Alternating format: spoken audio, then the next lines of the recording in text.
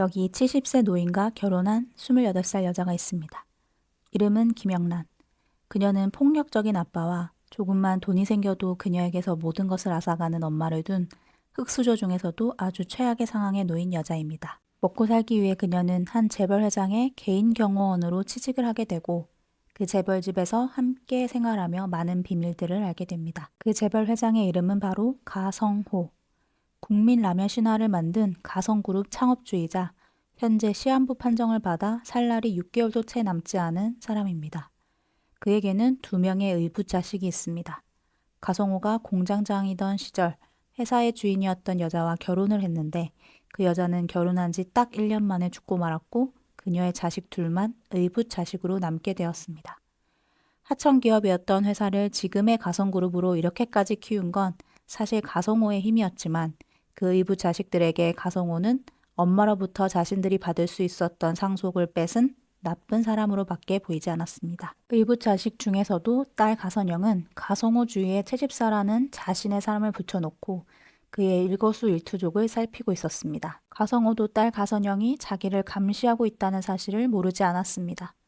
가성호는 집 모든 곳에 CCTV를 설치해 두었고 그 화면을 볼 수 있는 방에서 먹고 자고 했었기 때문입니다. 가성호는 계속해서 자신의 개인 경호를 맡은 영란을 지켜보다 그녀가 적임자라고 생각하고 갑자기 결혼을 하자고 제안합니다. 갑자기 이렇게 급 프로포즈를 한 데에는 이유가 있었습니다. 가성호에게는 결혼을 하기 전 잠깐 만났던 여자에게서 낳은 진짜 딸 예림이 있었는데 외부딸 가선영이 재산이 나눠지는 걸 참지 못하고 예림에게 마약, 남자 등의 더러운 오명을 씌운 뒤 몰래 죽여버렸고 딸의 죽음을 캐다가 가성호가 이 진실을 알아버렸던 겁니다. 그래서 가성호는 영란의 힘을 빌어 가선영에게 복수를 하고 싶었습니다. 가성호가 죽고 나면 3개월 뒤 주주총회가 열리고 새로운 회장을 뽑게 되는데 영란이 법적 아내로 이 자리에 나타나 의붓 자식들이 회장 자리를 갖게 되는 걸 막아주길 바랬던 거였죠. 그리고 영란을 이 계약에 제대로 묶어두기 위해 가성호는 영란이 직접 죽여야 한다는 조건도 걸었습니다. 그 계획을 실행하려던 바로 그날, 가성호는 무슨 이유에서인지 영란에게 맡기지 않고 스스로 총을 쏴 자살을 해버립니다.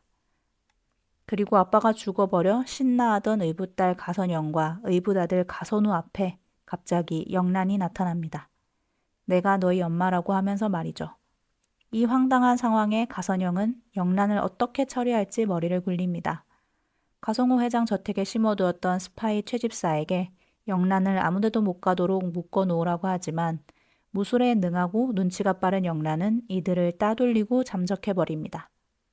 가성호 회장의 개인 변호사이자 유산을 둘러싼 법적 처리와 계약 결혼 과정 전반을 관리해준 이돈이 영란을 부셈이란 새로운 신분으로 만들어주고 무창이란 아주 깡시골로 숨을 수 있게 도와주었습니다. 이돈은 자신의 누나가 운영하는 유치원에 영란을 부세미로 취직시켜주고 그곳에서 주총이 열리기 전까지 3개월만 들키지 말고 잘 버티라고 얘기합니다. 하지만 영란은 그곳에서 낯익은 얼굴과 마주치는데 바로 가성호 회장 저택에 2주에 한 번씩 딸기를 배달해주던 동민을 만나게 된 거죠. 과연 영란은 동민의 의심스러운 눈을 잘 피해 3개월 동안 부세미로 무창해서 잘 버텨낼 수 있을까요? 흥미진진한 소재와 몰아치는 전개로 1, 2회를 재밌게 본 분들이 아주 많으실 건데요. 3화 예고편을 통해 앞으로의 이야기도 한번 살펴보겠습니다. 무창에 내려가 이돈의 누나가 운영하는 유치원에 취직한 영란, 아니 부세미. 하지만 그녀를 경계하고 의심하는 사람이 있었습니다. 바로 딸기 농사를 지으며 아들을 키우는 싱글데디 전동민. 그는 이런 깡시골 마을에 어울리지 않는 화려한 스펙을 가지고 있는 부세미를 유일하게 경계하는 인물이었습니다. 그래서 그녀의 행동을 예의주시합니다. 아직까지 동민은 가성호 회장의 대저택에서 잠시 스쳤던 부세미를 전혀 기억하지 못하는 상황인데요. 얼굴은 제대로 못 봤지만 트럭 차문을 열어주던 영란의 손목을 봤기 때문에 아무래도 영란 손목의 상처로 인해서 언젠가는 영란의 정체를 알아채지 않을까 하는 생각이 듭니다. 그녀의 정체를 알게 되었을 때 동민은 아무래도 그녀를 돕는 편에 서지 않을까 싶은데요. 이 과정에서 모두들 로맨스는 없었으면 좋겠다 하는 생각이 있으신 것 같습니다. 저 또한 영란이 가성호 회장을 위한 시원한 복수를 위해서라도 로맨스 따위는 잠시 저버리고 빠른 추진력과 통쾌한 액션으로 극의 전개를 빠르게 이끌어줬으면 하는 바람이 있습니다. 그리고 하루라도 빨리 영란을 찾아 없애버려야 하는 가선영은 엄마가 사라졌는데 실종 신고를 해야겠다고 하는데요. 이건 경찰에 제대로 신고하는 게 아니라 깡패들을 통해서 어둠의 경로로 찾으려고 하는 것 같습니다. 찾음과 동시에 그녀를 처리해서 주주총회에는 그녀가 나타날 수 없게 만들어야 하니까요. 그리고 가선영은 모든 계획이 세워졌다는 듯 프레임이 나온 것 같다고 말합니다. 그녀가 만든 프레임이 바로 가선호 회장이 치매를 앓고 있었고 전과자인 김영란이 경호원으로 위장해 취직한 뒤 가성호 회장을 가까이서 수행하면서 가스라이팅해 자신과 혼인신고를 하게 만들고 자살을 방조해 4조 원에 이르는 재산을 빼앗으려고 했다. 이렇게 말이죠. 그리고 이러한 프레임을 찌라시를 통해 언론에 퍼뜨리고 회사의 주주들 귀에 들어가게 해서 영란이 주총에서 전혀 영향력을 행사할 수 없게끔 그렇게 만드는 것이 가선영의 큰 그림이 아닐까 싶습니다. 이렇게 가선영에 맞서는 영란에게 이돈 변호사 한 명으론 이 상황을 헤쳐나가기 조금 어려울 수도 있겠다 이런 생각이 드는데요. 여기서 또 조력자가 되어줄 인물이 하나 있죠. 바로 영란의 룸메이트였던 백혜지. 부세미의 진짜 정체를 아는 몇 안 되는 인물 중 하나로 어디로 튈지 모르는 예측 불가한 사람입니다. 하지만 저택에서 영란이 도망치려고 할 때 채집사와 운전기사가 영란을 쫓아가지 못하도록 도와준 사람이기도 한데요. 메인 예고를 통해 보면 혜지가 무창에 내려간 것 같은 모습이 나오는데요.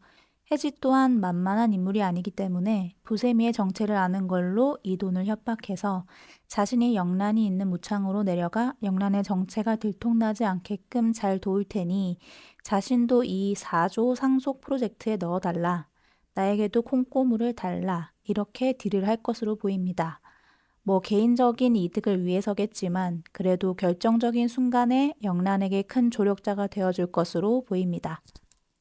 점점 더 흥미진진해져가는 착한 여자 보세미. 본격적으로 보세미로 신분 세탁을 한 전여빈의 연기가 더 기대가 되는데요. 사실 전여빈 배우가 이전 우리 영화라는 작품에서 시한부이면서 배우 지망생인 역할을 맡아서 남궁민과 호흡을 맞췄었죠. 연기 대상을 몇 번이나 수상한 남궁민이 나오는 작품이라 기대도 있었는데 아쉽게도 작품은 크게 흥행하지는 못했었는데요. 전여빈 배우가 연기를 참 잘하긴 하지만 개인적으로는 그런 시한부 역할보다는 빈센조에서 했던 독설과 승부욕으로 똘똘 뭉친 변호사 역할이나 멜로가 체질에서 손석구에게 한마디도 안 지고 막 욕하면서 싸우던 그런 강인한 모습이 조금 더 잘 어울리는 것 같습니다. 그래서 이번 착한 여자 보세미에서의 역할도 꽤나 기대가 되는데요. 여러분도 함께 이 드라마 즐겁게 시청하시면서 또 리뷰와 예고편 분석은 드라마 오는 온과 함께 해주세요. 그럼 저는 또 다른 이야기로 돌아올게요. 구독과 좋아요는 큰 힘이 됩니다. 감사합니다.